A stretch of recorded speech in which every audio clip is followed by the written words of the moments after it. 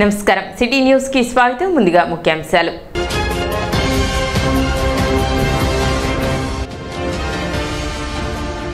ప్రశాంతంగా జరిగిన municipal council సాధారణ సమావేశం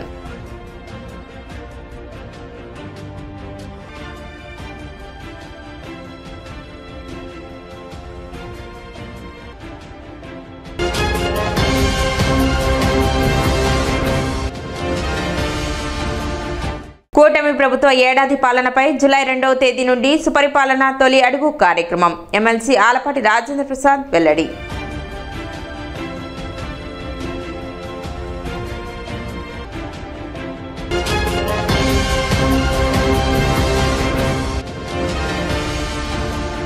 తహసీల్దార్ కార్యాలయంలో జరిగిన ప్రజా సమస్యల పరిష్కార వేదిక కార్యక్రమానికి 11 అర్జీలు.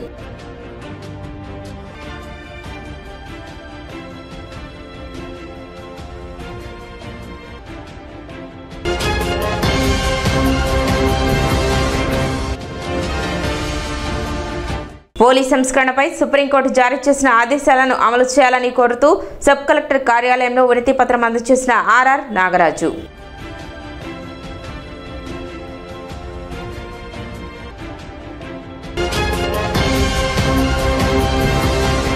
తెనాలి ఇస్కాన్ ఆధ్వర్యంలో జగన్నాథ రథయాత్ర సోమవారం వైభవంగా జరిగింది.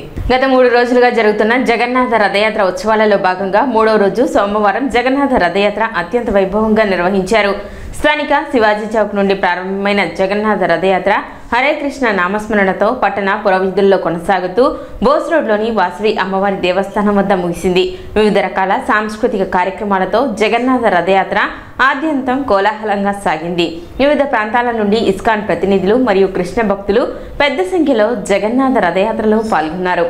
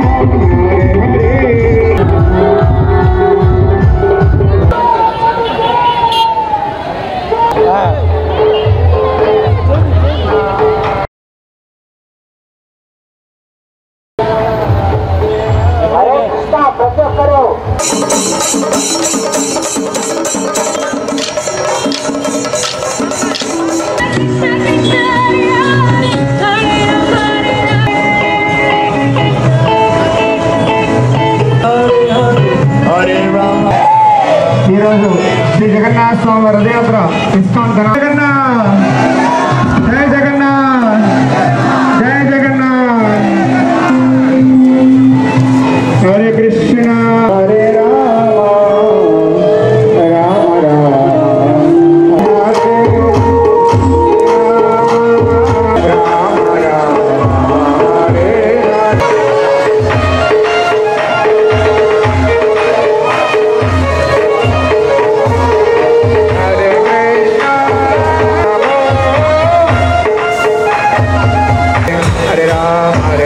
రామ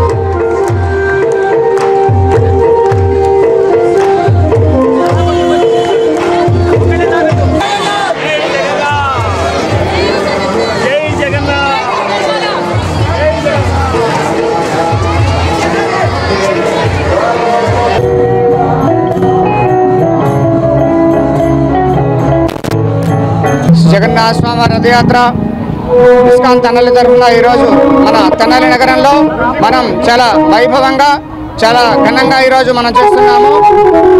జగన్నాథపురిలో జరిగినటువంటి రథయాత్ర ఈరోజు మన పురవీధుల్లో జరుగుతుంది. జగన్నాథ స్వామి శ్రీ మహావిష్ణువు స్వయంగా వచ్చి మనకి దర్శనమిస్తున్నారు. కాబట్టి ఈ రథయాత్ర యొక్క ఈరోజు మన భారతదేశంలో ఈ రథయాత్ర 800 నగరాల్లో జరుగుతుంది. మన తెనాల్లో కూడా ఈ రథయాత్ర చాలా మహోత్సవంగా చేస్తున్నాము. కాబట్టి అందరూ వచ్చి ఇందులో పాల్గొనవలసిందిగా కోరుచున్నాము. రజ్జికపేటలో వేంచేసి ఉన్న శ్రీ సీతారామస్వామి దేవస్థానం కమిటీ ఆధ్వర్యంలో తెనాలి మున్సిపల్ కమిషనర్గా బాధ్యతలు స్వీకరించిన వల్లూరు లక్ష్మీపతిని ఘనంగా సత్కరించారు. మున్సిపల్ కార్యాలయంలో ఆయన ఛాంబర్లో కలిసి ఆయనను సెలవ పూలమాలలతో సత్కరించారు. తెలుగుదేశం పార్టీ రాష్ట్ర రజక సాధికారిక డైరెక్టర్ మునిపల్లి దుర్గాప్రసాద్ మాట్లాడుతూ రజక యువత లక్ష్మీపతిని ఆదర్శంగా తీసుకుని ఉన్నత చదువులు అభ్యసించి ఉన్నత స్థాయికి చేరుకోవాలని ఆకాంక్షించారు. ఈ కార్యక్రమంలో 38వ వార్డు మాజీ కౌన్సిలర్ మునిపల్లి ప్రసాద్, మునిపల్లి రామకృష్ణ, మునిపల్లి కామేశ్వరరావు, మునిపల్లి రఘునాథరావు, మునిపల్లి శంకర్, మునిపల్లి శ్రీకాంత్, మునిపల్లి చంటి, మునిపల్లి రామారావు, మునిపల్లి సత్యనారాయణ, మునిపల్లి రాంబాబు, మునిపల్లి సాంబశివరావు తదితరులు పాల్గొన్నారు. తెనాలి మున్సిపాలిటీలో మా మిత్రుడు మా కమ్యూనిటీ తరఫున మా చిరకాల వాంఛ అయినటువంటి మున్సిపల్ కమిషనర్గా జాయిన్ అవ్వడం జరిగింది. మా లక్ష్మీపతి అంచెలంచెలుగా కింద స్థాయి నుంచి పై స్థాయి దాకా రావటం అనేది మా కమ్యూనిటీకి చాలా గర్వకారణం. ఇది మా తెనాలి మున్సిపాలిటీకి 2వ కమిషనర్గా ఇక్కడ రావటం జరిగింది స్పెషల్ గ్రేడ్ మున్సిపాలిటీలో. అది మాకు చాలా ఆనందంగా ఉంది. అందువలన ఈ రోజున మా కమ్యూనిటీ తరఫున మా లక్ష్మీపతిని చిరు సత్కారం మా దళిత వర్గాల తరఫున బలహీన వర్గాల తరఫున ఈ స్థాయికి రావడం అనేది మాకు చాలా సంతోషంగా ఉంది. తెనాలి మున్సిపల్ కమిషనర్గా నియమితులైన గౌరవనీయులు రజక జాతి ముద్దుబిడ్డ శ్రీ లక్ష్మీపతి గారు ఈ రోజున గ్రేడ్ 1 తెనాలి మున్సిపాలిటీకి కమిషనర్గా అవటం మా రజక కమ్యూనిటీకి ఒక ఆదర్శంగా ఉంది. మన రజక జాతి సోదరీమణులు, విద్యార్థులు, యువత మన లక్ష్మీపతి గారిని ఆదర్శంగా తీసుకొని ఉన్నత చదువులు అభ్యసించి మరిన్ని ఉన్నత పదవులు పొందే విధంగా ఒక ట్రేడ్ మార్క్ని గుర్తు చేసుకునే విధంగా ఈ రోజున మన కులంలో లక్ష్మీపతి గారు ఉన్నారు. మరి మున్సిపల్ కౌన్సిల్ సమావేశం జరిగింది. ఆ సమావేశంలో వివిధ అంశాలపై చక్కటి వాతావరణంలో అందరూ చర్చించి మాకు కౌన్సిలర్స్ కూడా తగు సూచనలు చేసి వారికి కావాల్సినటువంటి అభివృద్ధిపై సమీక్షించారు. దానికి చాలా అభినందనీయం. అలాగే పట్టణంలో ఉన్నటువంటి కొన్ని చిన్న సమస్యలను కూడా మరి ఈ పట్టణానికి సంబంధించినటువంటి మన మంత్రివర్యులైనటువంటి నాదెండ్ల మనోహర్ గారు సూచనల మేరకు పట్టణ అభివృద్ధిలో ఎక్కడెక్కడ ఏం కావాలి, ఏ విషయమైనా ఆయన చెప్పింది వెంటనే చేయాలనే ఆంక్షతో మున్సిపల్ ఉద్యోగులందరూ ఉన్నారు. కాబట్టి ప్రత్యేకంగా వారికి మాకు ఆయన అండదండలు ఉన్నందుకు ముందు ముఖ్యంగా ఆయనకి అభినందనలు తెలియజేస్తూ ఉన్నాను. అలాగే ఈరోజు తెనాల్లో నా మిత్రులు మరియు నాకంటే పెద్దవారు, నాకంటే చిన్నవాళ్ళు అనేక మంది ఇక్కడ ఉన్నారు. నాతో పాటు చదువుకున్న వాళ్ళందరూ ఈరోజు నన్ను ఇక్కడికి వచ్చి మా ఆఫీస్ కార్యాలయంలో నన్ను అభినందించారు. వారికి ప్రత్యేకంగా పేరు పోయినా కూడా నా యొక్క కృతజ్ఞతలు తెలియజేస్తూ ఉన్నాను. కూటమి ప్రభుత్వం ఏర్పడి ఏడాది పూర్తయిన సందర్భంగా సుపరిపాలనలో తొలి అడుగు కార్యక్రమాన్ని జూలై 2వ తేదీ నుండి నిర్వహిస్తున్నట్లు ఎమ్మెల్సీ ఆలపాటి రాజేంద్ర ప్రసాద్ తెలిపారు. కార్యక్రమంలో భాగంగా నెల రోజుల పాటు ప్రతి ఇంటికి వెళ్లి ప్రభుత్వ విజయాలను ప్రజల్లోకి బలంగా తీసుకువెళ్లడంతో పాటు వారి యొక్క సమస్యలను తెలుసుకుని పరిష్కరించడం జరుగుతుందన్నారు. ఏడాది పాలనలో కూటమి ప్రభుత్వం సాధించిన అభివృద్ధి సంక్షేమ కార్యక్రమాలను ప్రజలకు వివరించాల్సిన బాధ్యత మనందరిపై ఉందని స్పష్టం చేశారు. గత ప్రభుత్వానికి ఈ ప్రభుత్వానికి ఉన్నటువంటి వ్యత్యాసం, ఆనాడు ఆ విధ్వంసకరమైనటువంటి పాలనలో జరిగినటువంటి నష్టాలు, అదేవిధంగా ఇప్పుడు ఈ సంవత్సర కాలం నుంచి సమన్వయంతో శాంతి భద్రతలను కాపాడుకుంటూ గ్రామ వ్యవస్థల్ని బలపరుచుకుంటూ నియోజకవర్గాల్లో ఉన్నటువంటి గుంతల రోడ్లన్నింటినీ పూడ్చుకుంటూ అభివృద్ధి కార్యక్రమాలు ఒక పక్క, సంక్షేమ కార్యక్రమాలు ఇంకో పక్క అమలు చేసుకుంటూ సూపర్ 6లో ఏమైతే హామీలు ఇచ్చామో ఆ హామీలన్నింటిని కూడా దశల వారీగా అమలు చేసుకుంటూ ఏ నిరుద్యోగులకైతే ఉపాధి అవకాశం కల్పిస్తాం, ఉద్యోగ భద్రతను కల్పిస్తామని చెప్పిన మాటలకి సమాధానంగా వారికి న్యాయం చేసే నేపథ్యంలో ఉద్యోగాల్ని ప్రైవేటు ప్రభుత్వ ఉద్యోగాలని కల్పనలో అవసరమైనటువంటి పరిశ్రమల స్థాపన ఏర్పరచుకుంటూ సాగిన ఈ సంవత్సర కాలంలో, అంతేకాకుండా జీతభత్యాలు మొదటి తారీఖునే గతంలో ఎప్పుడు ఇస్తారా, ఏ రకంగా ఇస్తారా, బాండ్లు ఎప్పుడు అమ్ముతారా, ఆస్తులు ఎప్పుడు తాకట్టు పెడతారనే ఎదురు చూసినటువంటి ప్రజలకి అలాంటి ఆలోచన లేకుండా ఈ ప్రభుత్వం ఖచ్చితంగా 1వ తారీఖే జీతభత్యాలన్నీ కూడా ఇవ్వటం జరుగుతుందనే నమ్మకాన్ని, విశ్వాసాన్ని కలిగించినటువంటి ఈ పాలన ప్రజల్లోకి తీసుకెళ్లాలని చెప్పి ఇంటింటికి కూడా